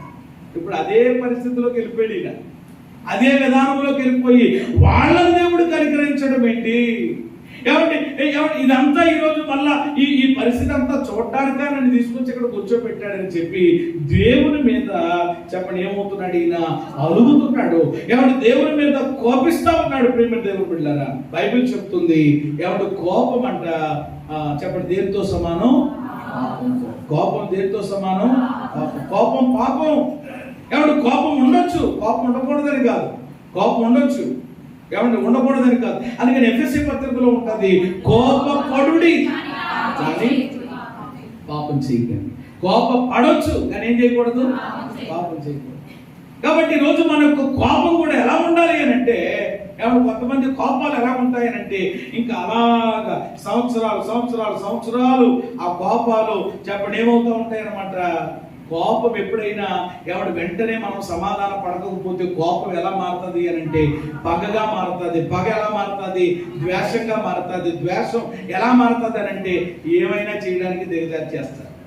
కాబట్టి దేవుని పిల్లలు కోపం వచ్చినా భార్య భర్తల మధ్యలో కోపతాపాలు అనేవి సహజం. కానీ భార్య భర్తల మధ్యలో వస్తాయి, అన్నదమ్ముల మధ్యలో వస్తాయి, కుటుంబంలో ఆయా రీతిలో వస్తాయి. కానీ కోపం కలిగిన మరలా బైబిల్ ఏం చెప్తుందంటే సూర్యుడు ఈ లోపల మరలా ఏమవ్వాలంట? సమాధాన పడిపోవాలి. దేవునికి స్తోత్రం కలిగినగా. అంతేకన్నా అతను తోసుకోం కోపం అని అంటారు ఒకడు. ఏం కోపం అంటండి? తోసుకోమ అంటే అది యథార్థమో మరి నాకు తెలియదు. కానీ తోసుకోమంటండి ఎవరినైనా కనుక ఏం పడితే పగపడితే దాన్ని కాటి చంపేసేదాకా ఏమవుదట? దాన్ని నిద్రవుదట, ఏమి తిందట, ఏమి ముట్టదట, అలాగే ఉంటుందట. కొంతమంది అలాగే ఉండిపోతారు. దేవుని పిల్లలకి అది ఏమాత్రం కూడా సరిపోదు. ప్రేమ దేవుని పిల్లలు సరికాదు అని నేను చెప్తాను. కాబట్టి పనికి మారిన కోపాలు ఉండకూడదు దేవుని పిల్లలకి. ఏ కోపాలు చెప్పండి? కోపాల్లో కూడా రకాలు ఉన్నాయన్నమాట. పనికి మాలిన కోపాలు ఉండకూడదు. చెప్పండి, పరిశుద్ధమైన కోపం ఉండాలి మనకి. హల్లెలూయా. ఏ కోపం ఉండాలి? పరిశుద్ధమైన కోపం ఉండాలి. యేసయ్య రోజునాడు దేవాలయంలోనికి వెళ్ళి రోకలు అమ్మేటువంటి వాళ్ళ బల్లలన్నీతో ఏమన్నా పడగొట్టేసి కొరడా తీసుకుని నా మందిరాన్ని మీరు ఎలా చేస్తారేంటి అని కోపపడ్డారు అని అంటే ఆయన కలిగి ఉన్న కోపం ఎలాంటి కోపం? అలా ఉండాలి. కొన్నిసార్లు దైవజనుడుగా మేము కోపడుతూ ఉరకనే కాదు, అది భిక్షాపం కొరకే కదా. చిన్న మాట అంటే కొంతమందికి ఎంత ఇది అయిపోతుంది, ఏదో చిల్లడిపోయినట్లుగా ఉంటుంది. ఏమంటే అసలు వాక్యం తెలియని వాళ్ళు అలాగే ఇది అవుతారండి. కానీ వాక్యం తెలిసిన వాళ్ళు ఏమవుతారో తెలుసా? 141వ కీర్తన చదవక్కర్లేదు కానీ దావీదు అంటాడు, నీతిమంతులు నన్ను కొట్టుట నాకు ఉపకారము, వారు నన్ను గద్దించుట నాకు దైవాభిషేకం. దేవునికి స్తోత్రం కలిగి. కొన్నిసార్లు దేవుడి సేవకులు గద్దించడం ఏంటి చెప్పండి? మొన్న ఎవరో అంటారనమాట, ఏమంటే పాస్టర్ గారు అన్నేమాట పర్లేదని అంటున్నారు. ఆ వినపడింది, చెవుల్లో పడింది. ఏమంటే ఏదో మొత్తం మీద అక్కడ ఇదేంటమ్మ ఎలా చేశారన్నట్టుంటే కొద్దిగా కోపడినట్లుగా అయితే వెంటనే వాళ్ళు పర్లేదండి అది వారు కోపపడటం, దైవ సేవకులు అలా గద్దించడం చెప్పండి నాకు ఏంటనమాట అనుకునే వాళ్ళు ఉంటారు. కానీ కొంతమంది ఆయన అంటవేంటి, అసలు ఆయన అంటవేంటి, నేను ఊళ్ళో వాళ్ళు ఎన్నన్నా కానీ ఏమవుతారు? పచ్చి బూతులు తిట్టి ఎవరు బయట ఎట్టి లాగేసి మొత్తం ఇంకా అలాగేలా కాదండి, మొత్తం దారుణంగా అనమాట. ఎవరు ఇంట్లో తలుపులు వేసుకుని శుభ్రంగా ఏం చేస్తారు చెప్పండి? మళ్ళీ బయటకు వెళ్ళిపోతే మళ్ళీ ఇదని చెప్పి ఏం మాట్లాడుకుంటూ ఉంటారు. ఇక్కడ చిన్న మాట దైవజనుడు, అమ్మ అలాగే ఇట్టినాయినా ఇలాగే ఇలాగే తప్ప ఏమన్నా మేము ఏమన్నా బూతులు పంచాంగం ఏమన్నా తెస్తామా? ఏమన్నా ఏదైనా గద్దించినా దేని ద్వారా గద్దిస్తాం? వాక్యం ద్వారానే గద్దిస్తాం కదా. ఇదే నీకు ఇదైతే ఊళ్ళో వాళ్ళు దరిద్రపు మాటలన్నీ ఎత్తిపెట్టి నిన్ను పొద్దు నుంచి సాయంత్రం దాకా ఇది చేసిన మళ్ళా తీరా బయటకు వస్తే ఎక్కడ నోట్లో నోరెడితే ఎలా ఉంటుందో పరిస్థితి. ఏమన్నా మళ్ళా కలిపితే మొత్తం వాళ్ళు అందరూ వచ్చేసి ఏమన్నా ఎక్కడ ప్రేమ ఇచ్చారు, ఎందుకు వచ్చిన గొడవరాని అని చెప్పి ఏం చేయలేక అన్ని మూసుకుని లోపల కూర్చుంటారు. కానీ చిన్న మాట దైవజనుడు అంటే, చిన్న మాట దైవ సేవకురాలంటే ఏదో పెద్ద ఫీల్ అయిపోతూ ఉంటారు. ఆలోచించండి, అసలు నీతిమంతులు కొట్టడం ఏంటి చెప్పండి? ఉపకారం గద్దించడం ఏంటి? అది ఎరిగినటువంటి వాళ్ళు ఎప్పుడు కూడా దైవ సేవకులు చెప్పండి ఏం చేయరనమాట, అపార్థం చేసుకోరు. ఎప్పుడు ఏం చేసుకుంటారు? ఒళ్ళే భాస్కర్ మాట అన్నారండి, నా క్షేమం కొరకే.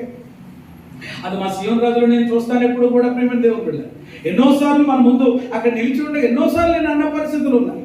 ఆ సౌండ్ అలా పెట్టబెట్టి ఆ బాక్స్ ఎట్రాది అని ఎన్నోసార్లు మీ అందరి ముందు ఏమంటే కోపపడిన పరిస్థితులు, ఏమండి చిరాకు పడినటువంటి పరిస్థితులు ఉన్నాయి. కానీ ఈ రోజుకి కూడా దేవుని కృప, నేనేదో వాడిని పొగడ్డానికో గొప్పతనంగా చెప్పట్లేదు, కానీ ఎప్పుడు కూడా ప్రేమ దేవుని బిడ్డలారా ఎలాగంటం ఏంటి, ఆయన అలాగంటం ఏంటి అని చెప్పి అలగిపోవటం ఇది వెళ్ళిపోవటం లేదు. మళ్ళా మామూలు వెళ్ళిపో సాయంత్రానికి మళ్ళీ మామూలుగా మా ఇంటికి వచ్చేస్తాడు. మళ్ళీ మేమంతా ఏమండి మామూలుగా మాట్లాడుకుంటాం, ఆనందంగా ఉంటాం. ఎటువంటిది కూడా మనసులో ఉండదు. దేవునికి స్తోత్రం కలిగిందిగా. అలాగే సాయంత్రానికి కూడా ఎన్నోసార్లు. అంతేగాని ఇలాగ అన్నారు కదా పాస్టర్ గారు, నేను గుడికి రాను, నేను లైవ్ ఇవ్వను, లేకపోతే నేను చేయాల్సిన పని చేయను అనేది రోజు వాళ్ళ పరిస్థితులు ఇలా ఉండేవి కాదు కదా. చిన్న మాట ఏమీ లేదు, చిన్న తక్కువ అలాగంటుంటాయి గారు అని అంటే ఇది అయిపోతుంది. ఆ రోజు అన్ని మాటలు పడ్డం మా అయ్యగారు అయితే మామూలుగా కాదు. నిజంగా ఏమంటే లైవ్ అంటే ఈ లైవ్ కాదు, ప్రజలందరూ వేల మంది ఉండగా తిట్టేవారు అనమాట. మామూలుగా తిట్టేవారు కదా. అందులోకి ఆయన పెద్ద ఆయన కాబట్టి ఆయన భాషే కొంచెం వేసగా ఉంటుంది కదా. కొండ మంగళ పని చేసుకోవడానికి వచ్చేవేటని ఇవ్వరు ఆయన. ఏ మంగళ పని అంట? కొండ మంగళ పని చేయడానికి వచ్చేవా అని ఇవ్వరు అనుకున్నాం. ఏం చేస్తాం, తలకైకని చెప్పుకుని అలాగా పెద్ద ఆయన అని అనుకున్నాం కాబట్టి ఇలా మీ అందరూ నిలబడి దేవుని వాక్యంతో పరిచయం చేయగలుగుతున్నాను. దేవునికి స్తోత్రం కలిగింది. అలా అంటారు. ఆయన బట్టలు సర్దేసుకుని ఆ కవరట్టుని వెళ్ళిపోతే ఎక్కడుండేదో పరిస్థితి రోజు నా జీవితం. కాబట్టి దేవుని యొక్క సేవకుల ద్వారా ఏదైనా ఒక చిన్న మాట అది క్షేమంగా తీసుకోండి, అది ఆశీర్వాదంగా తీసుకోండి, అది మీ దీవెనగా ఎవరు మీరు భావించండి. మీ జీవితాలు దేవుడు కార్యాలు చేస్తారు. అంతేగాని మూతు ముడుచుకుని ఎవరు ముఖం ప్రేమ దేవుడు పిల్లలు చిన్నపుచ్చుకుని ఆ ధనవంతుడిలాగా వెళ్ళిపోతే పోగొట్టుకున్నది ఎవరన్నమాట? యేసయ్య ఆ ధనవంతుడు అండి. పరలోక రాజ్యమే ఇవ్వయాడట, పోగొట్టుకున్నాడట. మరి ఎలా ఉంటావో తేల్చుకుని నువ్వే. ఎలాగా ప్రియమైన దేవుని బిడ్డలారా, ఏమంటే ఈ రోజు మనం ఎలాంటి పరిస్థితుల్లో ఉన్నామో చూద్దాం. కాబట్టి మనకి పనికి మాలిన కోపాలు ఉండకూడదు. మరే కోపం ఉండాలి? పరిశుద్ధమైన. నిజంగా కోపమే కనుక అలాగే ఉంటే కనుక పర్మనెంట్ గా ఉంటే, నేను చదివించిన కనుక అయ్యాన్ని బట్టి 37వ కీర్తన 8వ వచనంలో కోపము కనుక అలాగే స్థిరంగా ఉంటే అది ఒక వ్యసనంగా మారిపోద్దట. కోపం అలాగే నిలిచి ఉంటే ఏమైపోద్దండి? ఒక వ్యసనంగా మారిపోతుంది. కాబట్టి ఈరోజు దేవుని పిల్లలు, ఈ యోనా ఎవరి మీద కోపగిస్తున్నాడు చూడండి. అది న్యాయమా అసలు? దేవుడి మీద ఎవరైనా కోపగిస్తారా? దేవుడి మీద ఎవరైనా అలుగుతారా? ఆలోచించేయండి. పాపం ఆయనకున్న పరిస్థితి అలాంటిది. మరి ఆయన మనస్తత్వం అలాగే మనకు కనబడుతుంది. కానీ చివరికి 4:10 మీరు చదువుకోండి. ఇప్పుడు టైం లేదు కాబట్టి నేను ముందుకు వెళ్తున్నాను. చివరికి దేవుడు యోనాకి ఒక పాఠమును నేర్పించాడు. హల్లెలూయా! ఏం నేర్పించాడు? బాబు ఎందుకు కోపడుతున్నారా నాయనా? ఇదిగో నీ సంగతి ఏంటో చూడని చెప్పి ఒక సొరచెట్టుని దేవుడు ఆయనకి వచ్చేలా చేసి నీడనిస్తే హాయిగా ఉన్నాడు. మళ్ళా పురుగు ఆజ్ఞాపించాడు. అది శుభ్రంగా ఏం చేసింది? తొలిచేసింది. మొత్తం అంతా కూడా ఆ పరిస్థితి అంతా కూడా దేవుడు ఏర్పాటు చేసి యోనా గ్రంథం 4:10 మీరు చూస్తే దేవుడు ఒక పాఠాన్ని ఆయనకి ఏం చేయించాడు? నేర్పించాడు. దేవుని మనసు ఏంటో దేవుడు ఆయనకి తెలియజేశాడు. కాబట్టి ఈరోజు మన విచారాలు అలాంటివిగా ఉండకూడదు. అన్న కోపానికి కారణం చూసాం, యోనా కోపానికి కారణం చూసాం. అన్న విచారానికి మరి కారణం ఏంటి చెప్పండి? క్షమించండి, అన్న విచారానికి కారణం ఏంటి? ఇప్పుడు యోనా విచారానికి కారణం ఏంటి? కోపం. కొన్నిసార్లు కోపం కూడా విచారానికి కారణమవుతుంది. ఆ కోపము సరైనది కాదు నన్ను అడిగితే. తర్వాత సరి చేసుకున్నాడు ఆయన. దేవుని యొక్క గొప్పతనం ఏంటో ఆయనకి తర్వాత అర్థమైంది. నేను కేవలం ఓటీలోనే పాత నిబంధనలో 2 మాటలు చూపించాను. ఇప్పుడు త్వరగా ఈ యొక్క నూతన నిబంధనలో కూడా ఎన్టీలో కూడా 2 మాటలు చెప్పి నేను నేరుగా వాక్యం దగ్గరికి వెళ్తాను. లూకా సువార్త 10వ అధ్యాయము 41వ వచనంలో మనకు ఒక ఆమె కనబడతారు. ఆమె ఎవరు అని అంటే కనుక మార్తా. మార్తా ఏం చేసిందట? నీవు అనేకమైనటువంటి పనుల గురించి విచారము కలిగి తొందరపడుచున్నావు, కానీ అవసరమైనది ఒకటి చాలు. లూకా 10:41 నోట్ చేసుకోండి. సమయాన్ని బట్టి వేగంగా వెళుతున్నాను. ఇక్కడ మార్తమ్మ మనకు కనబడుతున్నారు. ఎవరు చెప్పండి? ఈమె మార్తమ్మ. మరియమ్మ సహోదరి, అక్క చెల్లెలు వీళ్ళిద్దరూ మనందరికి తెలిసిందే. ఇప్పుడు మార్తమ్మ విచారానికి కారణం ఏంటి? మార్తమ్మ విచారానికి కారణం ఏంటి? ప్రతి ఒక్కరి విచారానికి ఏదో ఉంటది ఖచ్చితంగా. కారణం లేకుండా ఉండదు కదా. ఇప్పుడు మార్తమ్మ గారి విచారానికి కారణం ఏంటంటే 40వ వచనంలో ఉంది. పనులు, మామూలు పనులు కాదంట, మరలా 40వ వచనంలో ఉందన్నమాట. విస్తారమైన ఏ పనులు చెప్పండి? విస్తారమైన పనులు. ఈరోజు దేవుని పిల్లలు చాలా మంది ఏం చేస్తున్నారు అని అంటే విస్తారమైన పనులు కలిగించుకుంటున్నారు. పని చేసుకోవడం మంచిదే, పని చేసుకోమని ఎవరు చెప్పారు? దేవుడే చెప్పారు. పనివాడు చేతమునకు పని చేయకుండా ఆహారము. మాట్లాడరేమా? బైబిల్లో ఉన్న మాటలు ఇవన్నీ నేను చెప్పేది. కానీ ఇక్కడ గమనించండి, కానీ ఎప్పుడు చేసుకోవాల్సినటువంటి పనులు అప్పుడు చేసుకో.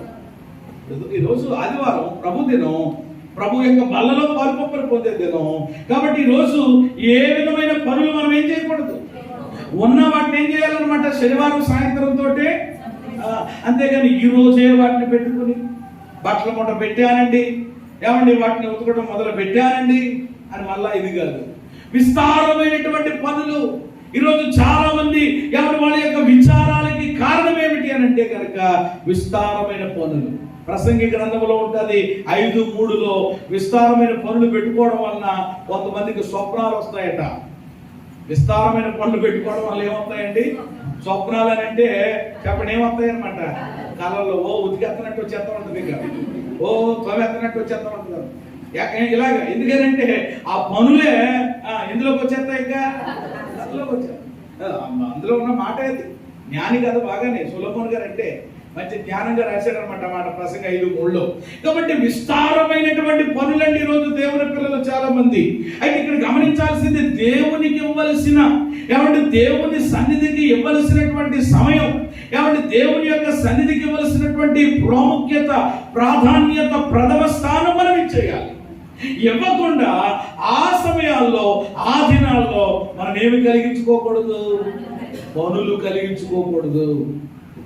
మళ్ళా పైపెచ్చు, అమ్మ పాస్టర్ గారు ఏమండి ఈరోజు ఎందుకు లేట్ అయిందమ్మా, ఎందుకు మీరు సమయానికి రాలేకపోయారమ్మా, ఎందుకు ఈరోజు ఆదివారం ఆరాధన పోగొట్టుకున్నారమ్మా అని అంటే మరలా ఈ విధమైన సాకులు చెప్పకూడదు. ఏమని ఈరోజు లేటుగా లేచానండి, ఏమండి ఈరోజు మా ఆయన గారు పెద్ద చేప పట్టుకొచ్చారండి. ఏం పట్టుకొచ్చారంట?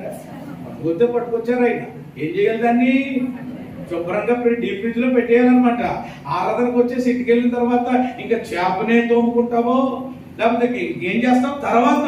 అంతేకాని కొంతమంది ఎందుకు లేట్ అయింది అని అంటే ఇదిగో చేప పట్టుకొచ్చారండి, లేకపోతే ఏమంటే ఇది వచ్చిందండి, లేకపోతే చుట్టాలు వచ్చారండి, లేకపోతే ఫంక్షన్ తగిలిందండి. ఇవి కాదు, ఉంటాయి పనులు అనేటువంటిది.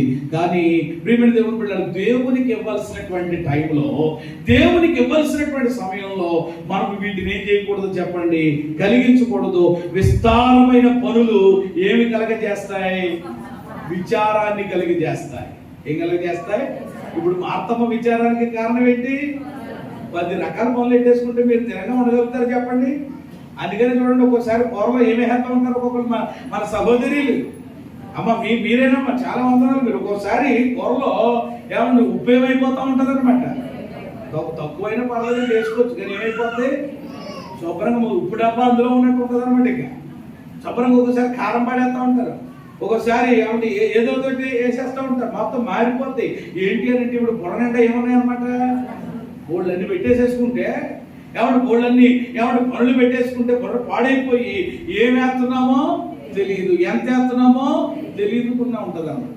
పని పాడైపోతుంది, చేసినంత ఇది అయిపోద్ది. చూసారా, చాలా ఇబ్బందులు ఎదుర్కొంటాం కొన్నిసార్లు. కాబట్టి విస్తారమైనటువంటి పనుల వలన ఇప్పుడు మార్తమ్మకి ఏం కలిగింది అనమాట?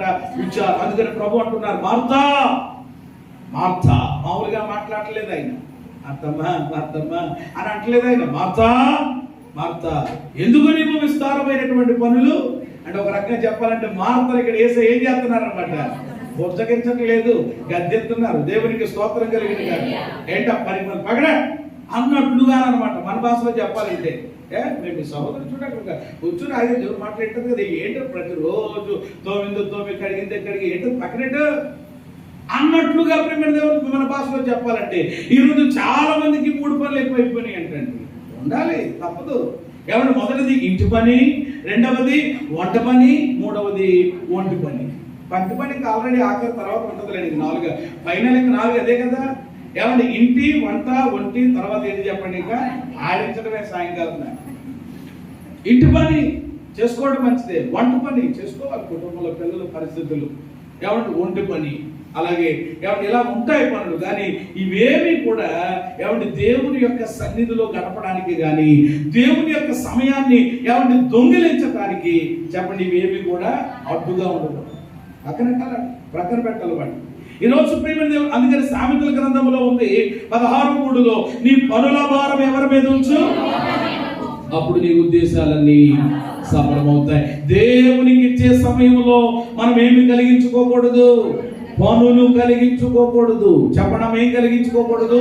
పనులు కలిగించుకోకూడదు, ప్రయాణాలు కలిగించుకోకూడదు, ఫంక్షన్లకి వెళ్ళరాదు. దేవుని సమయంలో వెళ్ళకూడదు. మనం వాళ్ళు అలాగనుకుంటారండి, ఎలాగనుకుంటారండి అని మనుషులు ఏమనుకుంటారో నువ్వు చూసుకుంటున్నావు, కానీ దేవుడు ఏమనుకుంటారో అది అర్థం కావట్లేదు. ఈరోజు చాలా మంది అంటే ఈరోజు దేవుని కంటే ఎవరై ఎక్కువ అనమాట?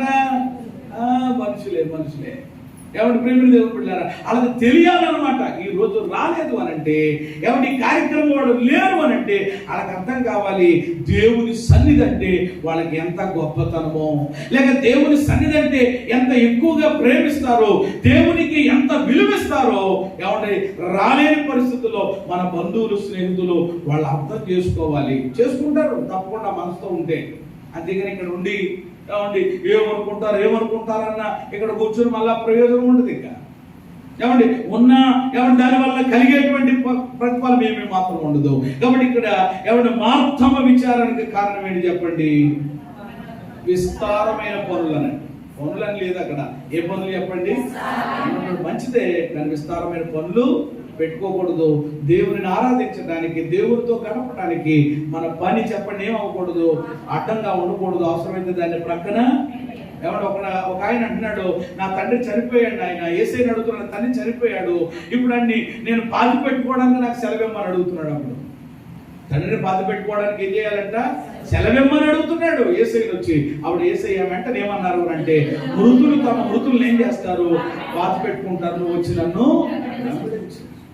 ఈరోజు దేవుని యొక్క శక్తి ఏంటో, దేవుని బలం ఏంటో మనకు తెలిస్తే ప్రియమైన దేవుని బిడ్డలారా, మనము ఈ వేటినైనా మనము ప్రభు కొరకు వదిలి ముందుకెళ్ళడానికి అడుగులు వేస్తాం. చివరి మాట లూకా సువార్తలోనే 5:5 ఒక ఆయన ఉన్నాడు. ఆయన పేరు ఏమిటి అని అంటే కేఫా. లూకా సువార్త 5:5 ఉన్నటువంటి వ్యక్తి ఎవరు అనంటే అక్కడ సీమోను అనేటువంటిది రాయబడ్డది. అతను ఏం చేస్తున్నాడట? ఏలినవాడా, రాత్రి అంతయు ప్రయాసపడుతుంది గాని మాకేమీ చాలు. ఒకడు ఆయన ఉన్నాడు, ఈయనకి క్యాఫా అని ఎందుకు నేను అన్నాను అని అంటే, ఈయనకి 3 పేర్లు ఉన్నాయి మొత్తం. ఒక్కొక్కడు ఒక పేరు కాదండి, ఎన్ని ఉంటాయి? 3 అరడజన్ ఉంటాయి. ఏమంటే బడిలో పేరు ఉంటుంది, ఏమంటే ఇంట్లో పేరు ఉంటుంది, ఏమంటే సంఘంలో పేరు ఉంటుంది, ఈదులో పేరు ఉంటుంది, ఏమంటే ఒక్కొక్క రకరకాల పేర్లు ఉంటాయి. ఈయనకి 3 పేర్లు ఉన్నాయి. మొదటి పేరు ఏంటి? సీమోను. చెప్పండి ఏ పేరు? ఇక్కడ ఉన్నటువంటిది సీమోను. ఆ తర్వాత పేరు ఏంటి చెప్పండి? పేతురు. అలాగే 3వ పేరు ఏమిటి అని అంటే కేఫా. చెప్పండి ఏంటి ఆ పేరు? ఈ పేరు ఎవరు పెట్టారు? యేసయ్యే ఏమంటే ఆ పేరు ఆయనకి పెట్టినట్లుగా వాక్యంలో మత్తయి సువార్తలో మనం చూస్తాం. ఏమంటే ఇక్కడ ఏది ఏమైనా సీమోను, పేతురు, కేఫా ఈ 3 ఒకటే. ఏమంటే మనము పేతురు అంటే మనకు బాగా ఐడియా. పేతురు అంటే ఎక్కువ మనము మాట్లాడుకునేటువంటి మాట. యేసు ప్రభుల వారి శిష్యుల్లో 12 మందిలో ఒకడు. ఇక్కడ సీమోను యొక్క విచారం ఏమిటి, లేక పేతురు యొక్క విచారం ఏమిటి అని అంటే, ఆ పేతురు విచారానికి కారణం చెప్పండి. ఇక్కడ ఉన్నారమ్మా మీరు? ఏం పడలేదని అందుకని అంటున్నాడు, మా ఏలినవాడా, రాత్రి అంతయు ప్రయాసపడితివి గాని ఒక్క చేప కూడా దొరకలేదు నాయన. ఇలాగ అయిపోయింది ఆయన జీవితం, ఇలాగ అయిపోయింది. విచారం చేపలు పడలేదని, కొంతమందికి విచారం కూడా అనుకున్న పని జరగలేదని, వెళ్ళినటువంటి చోట మొక్కలేదని, కొన్నిసార్లు విచారానికి చాలా కారణాలు ఉంటాయి. చేపలు పడలేదని ఆయన విచారపడుతూ ఉన్నాడు. అయితే తర్వాత ఏం జరిగిందో మనకు తెలుసు. యేసయ్య చెప్పారు, అయ్యా ఇదిగో నా మాట విని వలవే. సరే, రాత్రి అంతా పడితే పట్టావు, పడలేదు, సరేలే నా మాట విని వల వేస్తావా అని చెప్తే అతడు ప్రియమైన దేవుని బిడ్డలారా దేవుని మాట విని ఏం చేశాడట? వల వేశాడట. 6వ వచనంలో విస్తారమైన. అప్పుడు దాకా చేపలు ఏమవ్వలేదు, కానీ ఇప్పుడు ఏమైంది అంటే, ఇప్పుడు దేవుడు పేతురులో ఉన్న విచారాన్ని ఏం చేశాడు చెప్పండి? కొట్టి వేశాడు. పేతురుకి దేవుడు చెప్పండి ఏం కలగజేశాడు? ఇప్పుడు ఆనందం ఎందుకు కలిగింది దీనికి? చేపలు పడితే ఆనందమా కాదా? ఎంత ఆనందం అండి. మళ్ళీ మామూలు చేపలు కాదంటది, విస్తారమైన వలలు ఏమైపోయినాయంట? నిండిపోయినాయంట. వలలు ఏమైపోయినాయంట? పగిలిపోతున్నాయంట.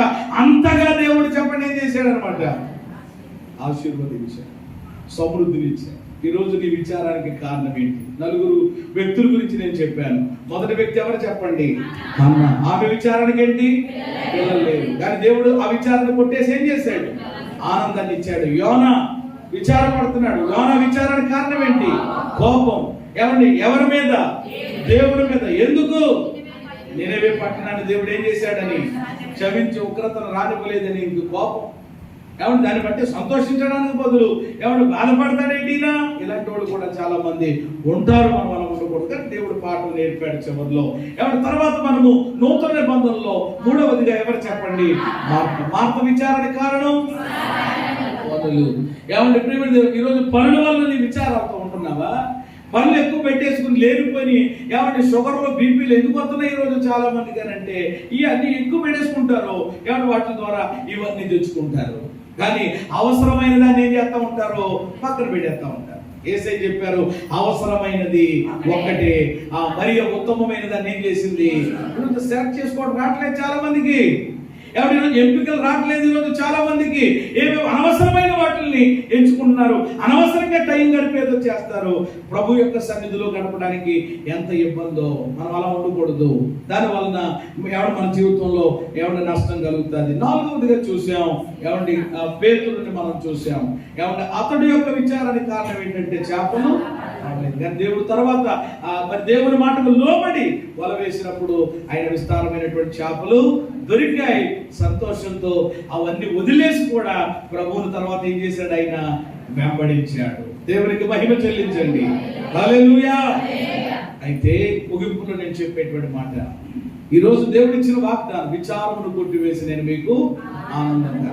ఎంతమంది ఏమంటే దేవుడు ఈ వాగ్దానం మా జీవితంలో నెరవేర్చబడాలి. నిజమే, మా బ్రతుకులో, మా కుటుంబాల్లో, మా పరిస్థితుల్లో ఉన్న ఈ విచారాలన్నీ తొలగించబడాలి, మాకు ఆనందం దేవుని ద్వారా కలగాలి అని విశ్వసించే వాళ్ళు ప్రభుకు స్తోత్రం చెల్లిస్తారా? హల్లెలూయా. చాలా సంతోషం. ఏమంటే మీరు ఏమంటే అలాగే విశ్వసించడం, హల్లెలూయా చెప్పడం చాలా ఏమంటే సంతోషకరమైనటువంటిది. కానీ దాంతో సరిపెట్టేసుకుంటే ఎలాగా? ఏమంటే ప్రియమైనది అలాగున ప్రభుని ఏమంటే గణపరిచి ఒక మాటతో వదిలేస్తే ఎలాగా? మరి మన యొక్క జీవితంలో విచారాలన్నీ తొలగిపోయి విచారమును కొట్టివేసి దేవుడు ఆనందం కలిగించేయాలంటే దేవుడి వాక్యంలో నుండి ఎక్కువ నేను ఏమంటే వివరించకుండా ఒక 3 మాటలు జ్ఞాపకం చేస్తాను. రండి, మనం చదువుకున్న ఆ వాగ్దాన సందేశం దగ్గరికి వచ్చేద్దాం. 20 గ్రంథం దగ్గరికి వచ్చేద్దాం. టక్కడగా చూపిస్తాను, టయాన్ని బట్టి 3 మాటలు. 20 గ్రంథం 31వ అధ్యాయంలో నుండి 3 మాటలు జ్ఞాపకం చేసుకోబోతున్నాం. నెంబర్ 1, విచారమును కొట్టివేసి దేవుడు ఆనందం కలిగ చేయాలంటే షరతులు అన్నమాట ఇవి. వాగ్దానము ఏమండి తీసుకోవాలి, షరతుకు లోపడాలి. అందులో మీరు చదవాల్సినటువంటి వచనం ఏమిటి అని అంటే 7వ వచనం, 31వ అధ్యాయము 7వ వచనం. యెహోవా ఇలాగు సెలవిచ్చుచున్నాడు, యాకోబును బట్టి సంతోషముగా పాడుడి, రాజ్యములకు సొగసు జనమును బట్టి ఉత్సాహం చేయుడి, ప్రకటించుడి, స్తుతి చేయుడి. చాలు, ఆ మాట అండర్లైన్ చేసుకోండి. ఏమి చేయుడి? స్తుతి చేయుడి. ఏమి చేయుడి? స్తుతి చేయుడి. ఏమంటే ఈరోజు మన విచారాలన్నీ దేవుడు కొట్టేసి మనకు ఆనందాన్ని కలగ చేయాలి అంటే దేవుని ప్రజలమైనటువంటి మనం ఏం చేయాలి?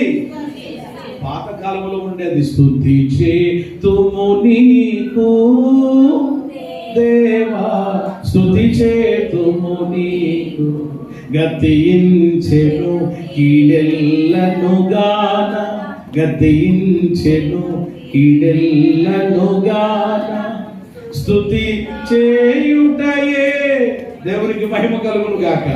చాలా కాలం అయింది కదా, పాత పాటలన్నీ ఏమైపోతున్నాయి, మరుగున పడుతున్నాయి. వాటిని మళ్ళా జ్ఞాపకం చేసుకుంటాం. స్తుతి చేయాలి. అందరూ చెప్పండి, ఏం చేయాలమ్మా? స్తుతి చేయాలి. ప్రభువుని ఏం చేయాలి? మనము స్తుతించాలి. ఏమండి చాలా సార్లు స్తుతించండి స్తుతించండి అని అంటే ఏదో అనుకుంటారు చాలా మంది. స్తుతి ఆరాధనలో ఉన్న శక్తి చాలా మందికి తెలియడం లేదు. చాలా మందికి అలా మౌనంగా ఏమంటే ఏం మాట్లాడకుండా అలా కూర్చుంటారు. నోరు తెరిచి కూడా కొందరు ప్రభువుని స్తుతించలేరు. మరి అదేంటో అసలు దేవుడు మనకిచ్చినటువంటి ఈ నోటితో ఏమంటే బైబిల్లో ఉంటుంది, జిహ్వ ఫలము అనేటువంటిది ఉంది. ఏ ఫలం అంట? జిహ్వ ఫలం అంటే అర్థం ఏంటి? నోటి ద్వారా దేవునికి ఆ స్తుతి ఆ యొక్క ఫలం అన్నమాట. మన నోటి ద్వారా అర్పించేటువంటి ప్రభువుని స్తుతించకుండా అలాగా ఎవరు మనం ఉండడం, మనకి ఏ విధంగా మన జీవితంలో దేవుని కార్యాలు చూస్తాం. స్తుతించినప్పుడు మనలో ఉన్న విచారాలన్నీ ఏమైపోతాయి చెప్పండి? తొలగిపోతాయి. దేవుడు మళ్ళా మనకి ఏం కలగజేస్తాడు? ఆనందం. చెప్పండి, ఏం కలగజేస్తాడు? దీనికి మంచి ఎగ్జాంపుల్ ఎవరు బైబిల్లో? చాలా మంది ఉన్నారు కానీ యోగు అని చెప్పాలి. యోగుకి అన్ని పోయినాయి, అయినా కానీ విచారంతో కూర్చోలేదు. చింతతో ఉంటుంది విచారం, అయినా కానీ ఏమన్నాడు? ఆయనే ఇచ్చారు, ఆయనే తీసుకున్నారు, ఆయన నామమునకే ఏమి కలుగును గాక? స్తుతి కలుగును గాకని యోగు దేవుడు స్తుతించాడు. కనుకనే పోగొట్టుకున్న దానికంటే దేవుడు తిరిగి మరలా 2 ఇచ్చి ఆనందమును కలుగజేశాడు. చేతులెత్తి స్తోత్రం. నెంబర్ 1, మొదటగా దేవుడు ఏం చేయాలమ్మా? ఎప్పుడు స్తుతించాలి?